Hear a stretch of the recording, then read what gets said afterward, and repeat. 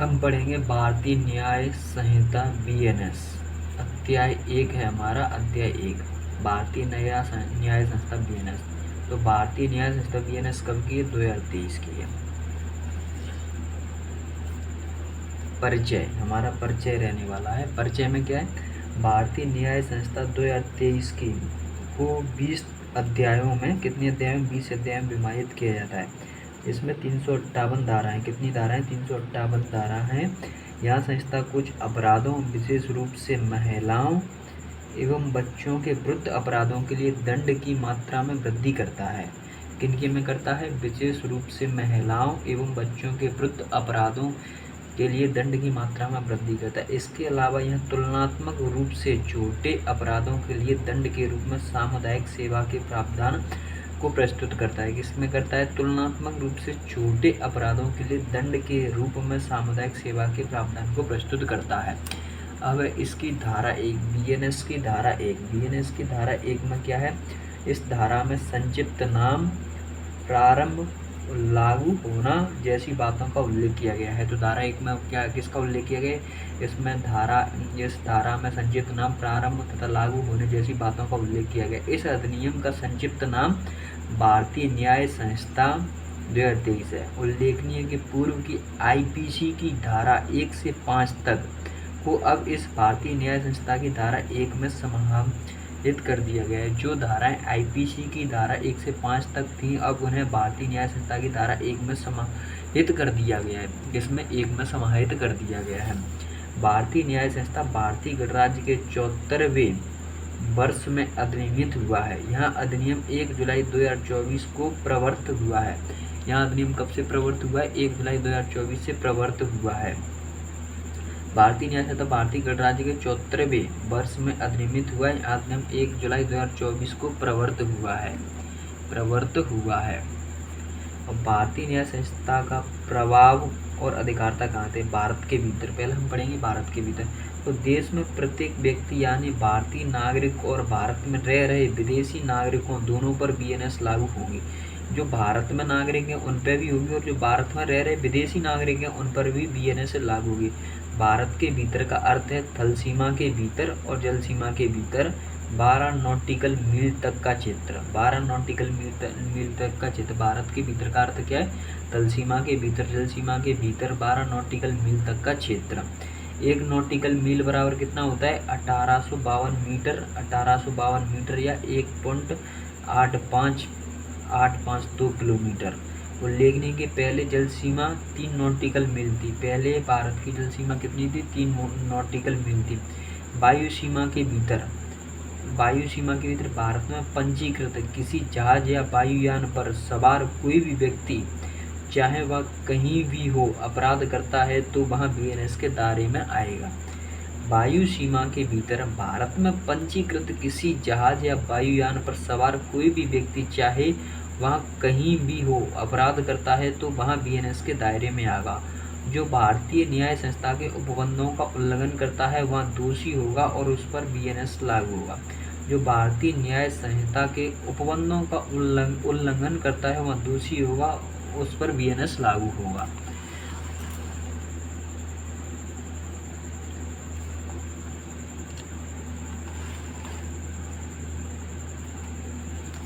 और भारत की सीमाओं से बाहर या परे, यदि भारत की सीमा से बाहर कोई अपराधी भारतीय है तो उस पर भी BNS लागू होगी। और इस संहिता के उपबंधों के तहत यह माना जाए कि अपराध भारत में ही हुआ है। भारत की सीमाओं से बाहर या परे, यदि भारत की सीमा से बाहर कोई अपराधी भारतीय है तो उस पर भी BNS लागू होगी। और इस संहिता के उपबंधों के तहत यह माना जाएगा कि अपराध भारत में ही हुआ है। उपरोक्त के अलावा अन्य स्थितियाँ, और यदि इनके अलावा अन्य स्थितियाँ तब, जैसे भारत के बाहर यदि पीड़ित भारतीय है और अपराधी कोई विदेशी नागरिक है तो ऐसी स्थिति में उस अपराधी विदेशी नागरिक पर भी BNS लागू है। जैसे कि कोई भारतीय उस पर जुर्म हो रहा है, वो कौन कर रहा है? वो विदेशी नागरिक कर रहा है, तो उस विदेशी नागरिक पर भी BNS लागू होगा। भारत के बाहर यदि पीड़ित भारतीय है और अपराधी कोई विदेशी नागरिक है तो ऐसी स्थिति में उस अपराधी विदेशी नागरिक पर भी बीएनएस लागू होगा।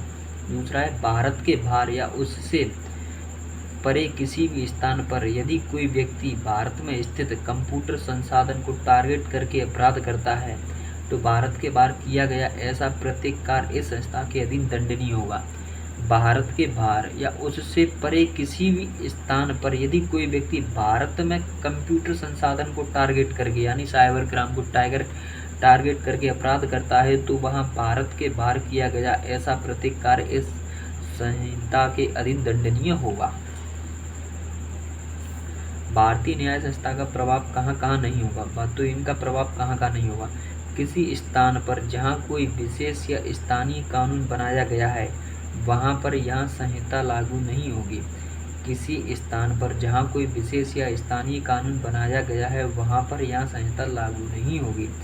ऐसे कानून जो भारत सरकार के अधिकारियों को दंडित करने के लिए बनाए गए हैं वहाँ पर यह संस्था लागू नहीं होगी। ऐसे कानून जो भारत सरकार के अधिकारियों को दंडित करने के लिए बनाए गए हैं वहाँ पर यह संहिता लागू नहीं होगी।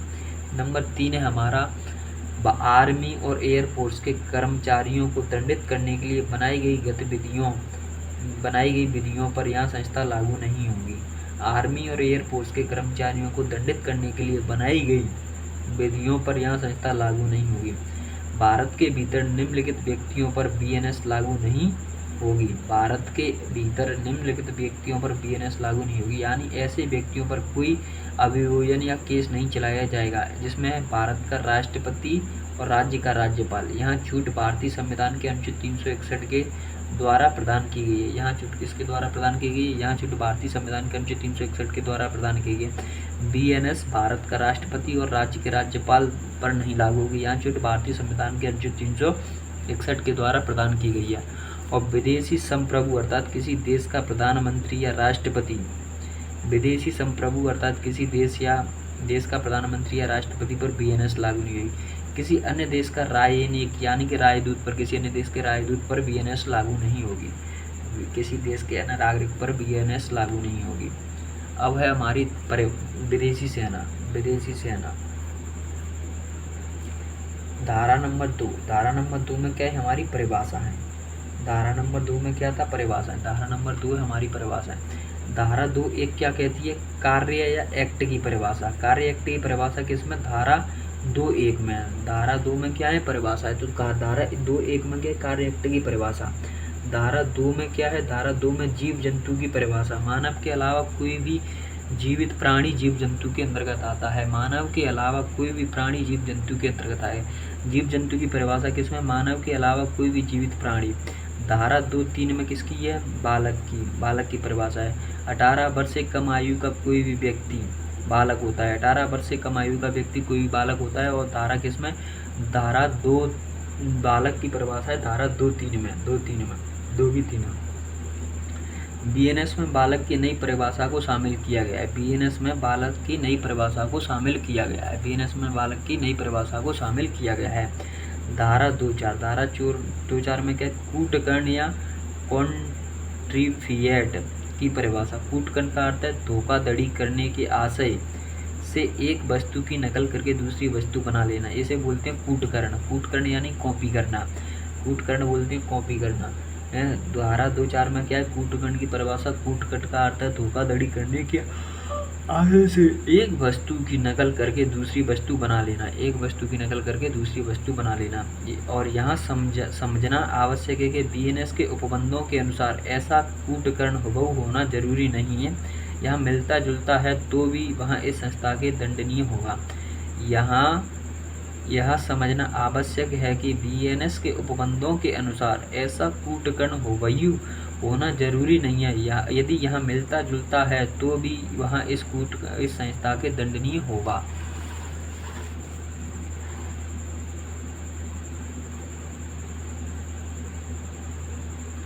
और आईपीसी में कूटकर्ण की यहाँ परिभाषा धारा 28 में दी गई थी। कूटकर्ण की परिभाषा आईपीसी की धारा किस में दी गई थी? 28 में। और इसमें कौन सी धारा में दी गई है? 2(4) में दी गई है कूटकर्ण की परिभाषा। धारा 2(5) धारा 2(5 का यहाँ धारा न्यायालय की परिभाषा दी गई है। धारा 2(5) में न्यायालय की परिभाषा दी गई है और पहले यही परिभाषा आईपीसी में धारा 20 में दी गई थी। पहले यहाँ परिभाषा आईपीसी की धारा 20 में दी गई थी। तो न्यायालय की परिभाषा किस में दी गई? धारा 2(5) में। और आईपीसी में न्यायालय की परिभाषा किस में थी? धारा 2(20) में। धारा 2(6) में क्या दी गई है? मृत्यु की परिभाषा। तो मृत्यु की परिभाषा किस में? धारा 2(6) में। यहाँ मृत्यु से अर्थ मानव की मृत्यु से है। यहाँ मृत्यु का अर्थ किससे? मानव की मृत्यु से है। धारा 2(6) में क्या दिया गया है? मृत्यु की परिभाषा। या मृत्यु से अर्थ मानव की मृत्यु से है। या मृत्यु से अर्थ है मानव की मृत्यु से। धारा 2(7) में क्या है? बेईमानी की परिभाषा। धारा 2(7) में क्या है? बेईमानी की परिभाषा। तो बेईमानी की परिभाषा किस में? 2(7) में। बेईमानी के अंतर्गत ऐसे कार्य एक्ट को इस श्रेणी में रखा जाएगा जिसमें व्यक्ति स्वयं का सदोष लाभ पहुंचाता है या किसी व्यक्ति को सदोष हानि होती है। बेईमानी के अंतर्गत ऐसे कार्य को इस श्रेणी में रखा जाएगा जिसमें व्यक्ति स्वयं को सदोष लाभ पहुंचाता है या किसी व्यक्ति को दोष या हानि होती है। पहले यहाँ परिभाषा आईपीसी की धारा 24 में थी। तो बेईमानी की परिभाषा किस में थी? पहले आईपीसी की धारा 24 में थी। अब हमारा 2(8) धारा 2(8) में क्या है? दस्तावेज की परिभाषा यानी डॉक्यूमेंट्स की परिभाषा। धारा 2(8) में डॉक्यूमेंट्स की परिभाषा है। डॉक्यूमेंट्स की परिभाषा किसमें? धारा 2(8) में। किसी पदार्थ पर अक्षरों, अंकों या चिन्हों द्वारा या इनमें से एक से अधिक माध्यमों द्वारा वर्णित या अभिव्यक्त या कोई विशेष दस्तावेज कहलाता है तथा ऐसा दस्तावेज इलेक्ट्रॉनिक या डिजिटल रूप में हो सकता है। इसे न्यायालय में साक्ष्य के रूप में प्रस्तुत किया जा सकता है। धारा 2(8) में दस्तावेज की परिभाषा है किसी पदार्थ पर अक्षरों, अंकों या चिन्हों द्वारा या इसमें से एक से अधिक माध्यमों द्वारा वर्णित या अभिव्यक्त या कोई विशेष दस्तावेज कहलाता है तथा ऐसा दस्तावेज इलेक्ट्रॉनिक या डिजिटल रूप में हो सकता है। इसे न्यायालय में साक्ष्य के रूप में प्रस्तुत किया जा सकता है। पहले यहाँ परिभाषा आईपीसी की धारा 29 में दी गई थी। तो पहले यहाँ परिभाषा किस में दी गई थी? तो आईपीसी की धारा 29 में दी गई थी। दस्तावेज में शामिल। दस्तावेज में क्या क्या शामिल होता है? तो किसी संविदा की शर्तों को दिखाने वाला लेख। किसी संविदा की शर्तों को दिखाने वाला लेख दस्तावेज में शामिल होता है। बैंकर या बैंककार के ऊपर बैंकर को विश्वास में लेकर या बैंकर को आधार बना के दिया गया चेक दस्तावेज में शामिल होता है। मुख्तारनामा यानी पावर ऑफ अटॉर्नी भी दस्तावेज में शामिल होता है। कोई मानचित्र या योजना जिसका उपयोग साक्ष्य के रूप में किया जाना है या किया जा सकता है वह भी दस्तावेज में शामिल होता है। ऐसा लेख जिसमें कोई निर्देश या अनुदेश है वहाँ दस्तावेज में शामिल होता है। दस्तावेज से संबंधित महत्वपूर्ण केस। दस्तावेज से संबंधित महत्वपूर्ण केस कौन कौन सी हैं? श्यामाचरण विशिष्ट एसटीएम करेंसी नोट भी दस्तावेज में शामिल है। श्यामाचरण विशिष्ट एसटीएम करेंसी नोट भी दस्तावेज में शामिल है। बोरेया विशेष कर्नाटक राज्य में कहा गया है। श्यामाचरण विशेष एसटीएम केस में कहा गया है कि करेंसी नोट भी दस्तावेज में शामिल है।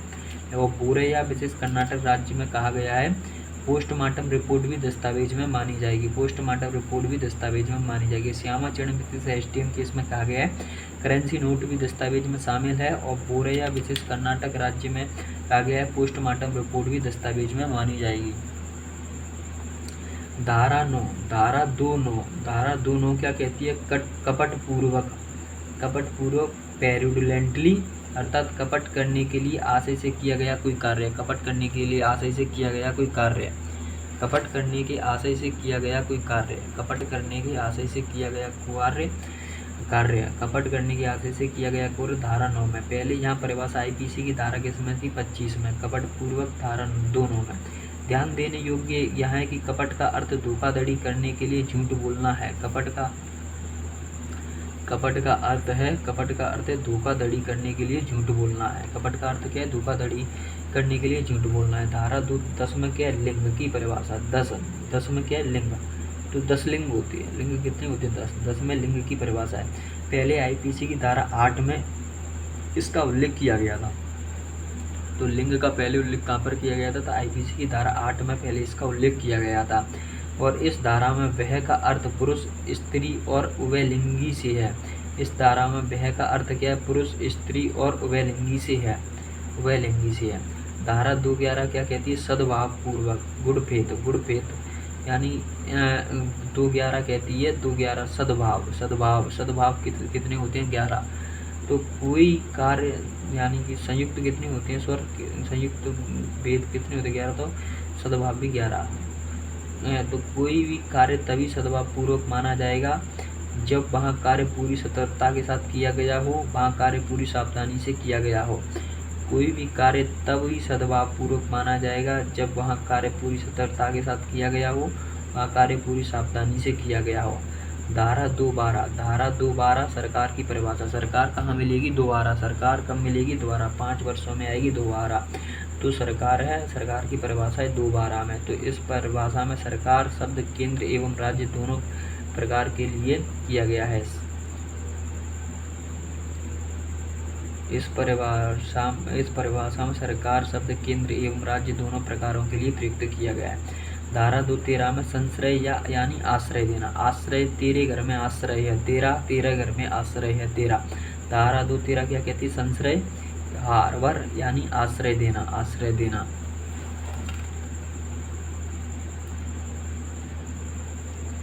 किसी अपराधी को संश्रय देने के अंतर्गत शामिल स्थितियां हैं। कोई व्यक्ति किसी अपराधी को आश्रय, शरण, घर, भोजन, पेय, आयुध या गोला बारूद या वाहन से सहायता प्रदान करता है। नंबर 1 है, कोई व्यक्ति किसी अपराधी को आश्रय, शरण, घर, भोजन, पेय, आयुध या गोला बारूद या वाहन से सहायता प्रदान करता है। कोई व्यक्ति किसी अपराधी को पकड़े जाने से बचाने में सहायता करता है तो वहाँ है संश्रय या आश्रय। जैसे यहाँ अपराधी है, यहाँ इसके गया है तो संश्रय या आश्रय देने वाला, तो इन दोनों को दोषी ठहराया जाएगा। नोट, पति और पत्नी संश्रय देने के दोषी नहीं, पति और पत्नी संश्रय देने के दोषी नहीं माने जाएंगे। इसमें नोट दिया गया है, पति और पत्नी संश्रय देने के नोट नहीं माने जाएंगे। धारा 214 में क्या है? क्षति, इंजरी की परिभाषा, यानी उसमें 14 बेल्ट परेंगे, 14 बेल्ट परेंगे तब उसमें क्षति या इंजरी आएगी। तो क्षति की परिभाषा किसमें? 14 में। क्षति की परिभाषा किसमें? 14 में। धारा 14 में, 214 में। तो क्षति के प्रकार क्या है? शारीरिक, मानसिक, ख्याति संबंधी और संपत्ति संबंधी। क्षति क्या है? क्षति है हमारी शारीरिक, मानसिक, ख्याति संबंधी और संपत्ति संबंधी। क्षति है हमारी दो प्रकार की, शारीरिक, मानसिक, ख्याति संबंधी और संपत्ति संबंधी। क्षति है हमारी दो प्रकार की, शारीरिक, मानसिक, ख्याति संबंधी एवं संपत्ति संबंधी। शारीरिक, मानसिक, ख्याति संबंधी एवं संपत्ति संबंधी। तो धारा 214 कहती है क्षति की परिभाषा। क्षति के प्रकार है शारीरिक, मानसिक, ख्याति संबंधी एवं संपत्ति संबंधी। धारा 216 क्या कहती है? धारा 216, इस धारा में न्यायाधीश की परिभाषा है। तो 16 न्यायाधीशों की बेंच बैठेगी। धारा 216 में न्यायाधीश की परिभाषा है। न्यायाधीश की परिभाषा किसमें? धारा 216 में। धारा 216 में किसकी है? न्यायाधीश की परिभाषा है। धारा 217 में क्या है? जीवन की परिभाषा। जीवन जिएंगे तो 17 गुण होने चाहिए आप में, तभी आप जीवन जी सकते हैं। तो जीवन की परिभाषा 17 गुणों में। यहाँ जीवन से आश्रय मानव के जीवन से, यहाँ जीवन से आश्रय किससे? मानव के जीवन से है। तो धारा 217 में जीवन की परिभाषा है। धारा 218 यहाँ स्थानीय विधि से संबंधित है, यानी स्थानीय लोगों से। तो स्थानीय लोगों से कार्य क्या है? स्थानीय तो अपने नगर निगम में कितने होते हैं? 18 भी होते हैं ना कार्य। तो स्थानीय विधि यानी लोकल लो 218 हमारा स्थानीय से होगा। स्थानीय विधि ऐसी विधि है जो किसी क्षेत्र विशेष में लागू की जाती है। ऐसे कानून समाज के लिए आवश्यक मुद्दों पर बनाए जाते हैं। स्थानीय विधि ऐसी विधि है जो किसी क्षेत्र विशेष में लागू की जाती है। ऐसे कानून समाज के लिए आवश्यक मुद्दों पर बनाए जाते हैं। धारा 219 क्या है? इस धारा में पुरुष की परिभाषा है। भैया पुरुष की परिभाषा तो 19 में ही की जाती है। 19-20 को अंतर हो तो पुरुष में, तो पुरुष में किसकी बात की है? 19 में। तो धारा 219 में, इस धारा में पुरुष की परिभाषा को समझाया गया। पुरुष की परिभाषा को किस में समझाया गया? धारा 19 में। यहाँ पुरुष की परिभाषा में किसी भी आयु के पुरुष को शामिल किया गया है। यहाँ पुरुष की परिभाषा में किसी भी आयु के पुरुष को शामिल किया है। धारा 220 में माह और वर्ष की बात की गई है। माह और वर्ष की बात किस में की गई है? धारा 220 में। धारा 220 में माह और वर्ष की बात की गई है। 20 माह और वर्ष की बात की। यह माह और वर्ष का संबंध ग्रेगोरियन कैलेंडर के से लिए जाने का प्रावधान है। यहाँ माह और वर्ष में ग्रेगोरियन कैलेंडर से लिए जाने का प्रावधान है। यहाँ माह और वर्ष का संबंध ग्रेगोरियन कैलेंडर से लिए जाने का प्रावधान है। ग्रेगोरियन कैलेंडर, जिसे वैज्ञानिक सौर कैलेंडर के नाम से भी जाना जाता है, का उपयोग नागरिक कैलेंडर के रूप में किया जाता है। इसका उपयोग वर्ष 1582 से शुरू हुआ था तथा इसका नाम पोप ग्रेगरी 13 के नाम पर रखा गया है, जिन्होंने इस कैलेंडर को प्रस्तुत किया था। जिन्होंने इस जिन्होंने इस कैलेंडर को प्रस्तुत किया था, इस कैलेंडर ने जूलियन कैलेंडर की जगह ली, क्योंकि जूलियन कैलेंडर में लीप वर्ष के संबंध में गणना सही नहीं थी। धारा 220 में माह और वर्ष की बात की गई है। धारा 220 में किसकी बात की गई है? माह और वर्ष की बात की गई है। माह और वर्ष की बात धारा 220 में कही। यहाँ माह और वर्ष का संबंध ग्रेगोरियन कैलेंडर के लिए जाने का प्रावधान है। ग्रेगोरियन कैलेंडर, जिसे वैज्ञानिक सौर कैलेंडर के नाम से भी जाना जाता है, का उपयोग नागरिक कैलेंडर के रूप में किया जाता है। इसका उपयोग वर्ष 1582 में शुरू हुआ था तथा इसका नाम प्रोपगेरियन 13 के नाम पर रखा गया था, जिन्होंने इस कैलेंडर को प्रस्तुत किया गया था। इस कैलेंडर ने जूलियन कैलेंडर की जगह ली, क्योंकि जूलियन कैलेंडर में लीप वर्ष के संबंध में गणना सही नहीं थी। धारा 221 क्या? चल संपत्ति की परिभाषा है। चल संपत्ति, चलने वाली संपत्ति। तो एक ऐसे चलेंगे, 2 1 ऐसे करके चलेंगे, तो चल संपत्ति किसमें आ जाएगी? 21 में। 21 में क्या आ जाएगी? चल संपत्ति। ऐसी चीज़ें जो भूमि से बनी हुई हैं वो को छोड़कर चल संपत्ति मानी जाती है। ऐसी चीज़ें जो भूमि से बनी हुई को छोड़कर चल संपत्ति मानी जाती है। ऐसी संपत्ति को आसानी से एक जगह से दूसरी जगह ले आया जा सकता है, जैसे कि वाहन, आभूषण, लैपटॉप या नकदी, इन्हें चल संपत्ति कहते हैं। ऐसी चीज़ें जो भूमि से बनी हुई को छोड़कर चल संपत्ति मानी जाएगी। ऐसी संपत्ति को आसानी से एक जगह से दूसरी जगह ले जाया जा सकता है, जैसे कि वाहन, आभूषण, लैपटॉप, नकदी, इन्हें चल संपत्ति कहा जाता है। यहाँ सब क्या है? यहाँ सब व्हीकल, यहाँ सब क्या है? यहाँ सब चल संपत्तियाँ हैं। धारा 222 तो वचन की परिभाषा है। वचन की परिभाषा किसमें? 222 में। अब वचन कैसे लिए जाते हैं? जैसे दो लोगों की शादी हो रही है, तो उसमें दो लोग ही तो बस वचन ले रहे हैं, दो लोग वचन ले रहे हैं, तो दो, धारा 222 में वचन की परिभाषा है। अब धारा 223 में क्या? शपथ की परिभाषा है। अब हम 22 में सब वचन ले लेंगे तो फिर हम शपथ लेंगे, तो धारा 223 में क्या हो जाएगी? शपथ की परिभाषा है। धारा 223 में क्या है? शपथ की परिभाषा है। धारा 224, इस धारा में अपराध को परिभाषित किया गया है। तो अपराध को परिभाषित किस में किया गया है? तो 224 में परिभाषित किया गया है। तो धारा 224 में अपराध को परिभाषित किया गया है। इस धारा में अपराध को परिभाषित किया गया है। तो भारतीय न्याय संस्था के विरुद्ध किए गए कार्य अपराध हैं। बीएनएस के अध्याय 3 के तहत साधारण अपवाद, धारा अध्याय 3 के तहत साधारण अपवाद को छोड़कर, बीएनएस के अध्याय 3 के तहत साधारण अपवाद को छोड़कर जिन्हें धारा 224 के अपराध में परिभाषित किया गया है। तो धारा 224 में इस धारा में अपराध को परिभाषित किया गया है। भारतीय न्याय संस्था के विरुद्ध किए गए कार्य अपराध हैं। बीएनएस के अध्याय 3 के तहत साधारण अपवाद को छोड़कर। किसी कार्य को अपराध माने जाने के आवश्यक तत्व कौन कौन से हैं? तो किसी कार्य को अपराध माने जाने के आवश्यक तत्व कौन कौन से हैं?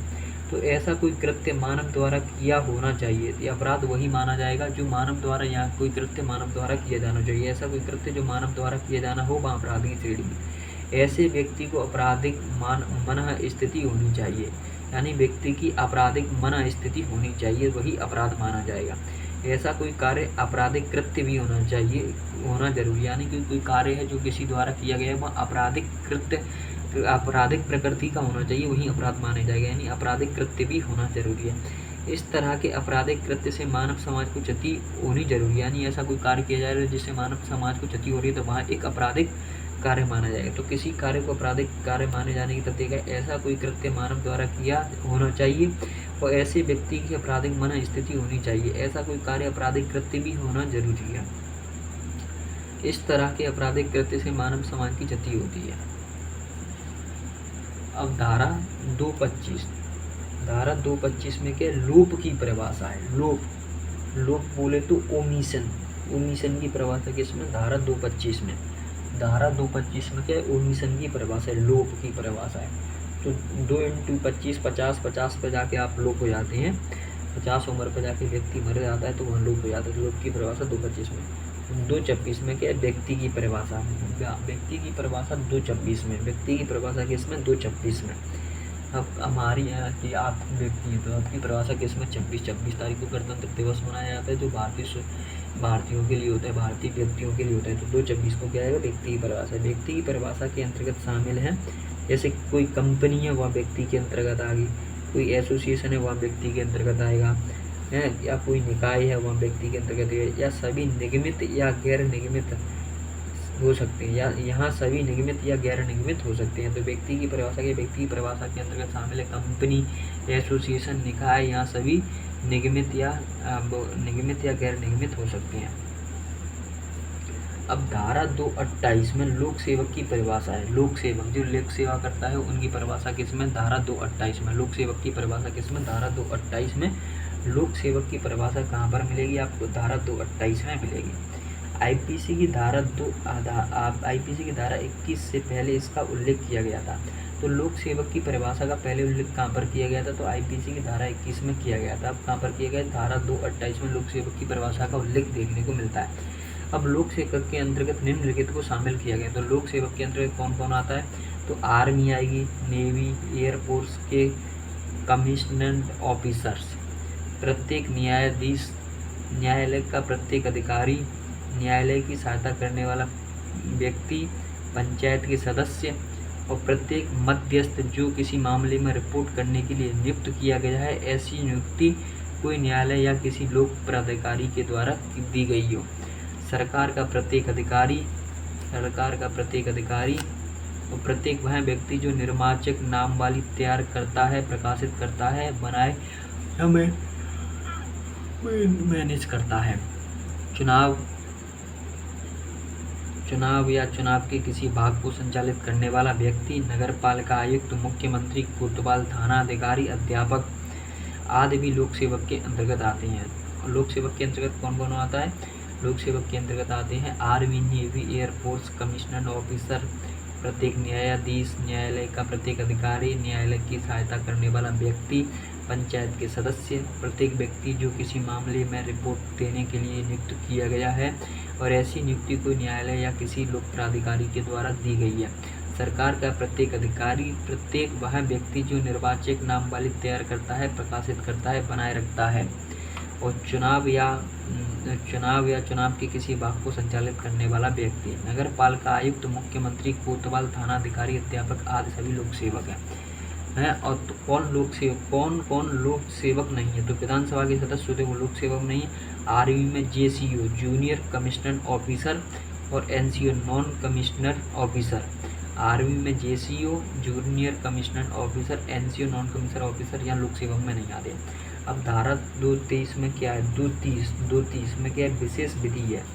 विशेष विधि क्या है? धारा 230 में क्या है? विशेष विधि का प्रावधान किया गया। धारा 223 में विशेष विधि का प्रावधान किया गया है।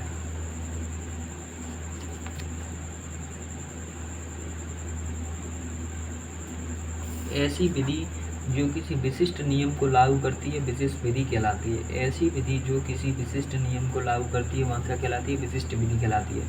जैसे अफीम से संबंधित, मवेशी अत्याचार, रेलवे तथा जुए से संबंधित कोई नियम आदि, ऐसी विधि जो कि विशिष्ट नियम को लागू करती है विशेष विधि कहलाती है। जैसे अफीम से संबंधित, यानी अफीम से संबंधित कोई अलग कानून होगा तो वहाँ एक विशेष विधि हो जाती है। ऐसे मवेशी अत्याचार, रेलवे तथा जुए से संबंधित कोई नियम विधि।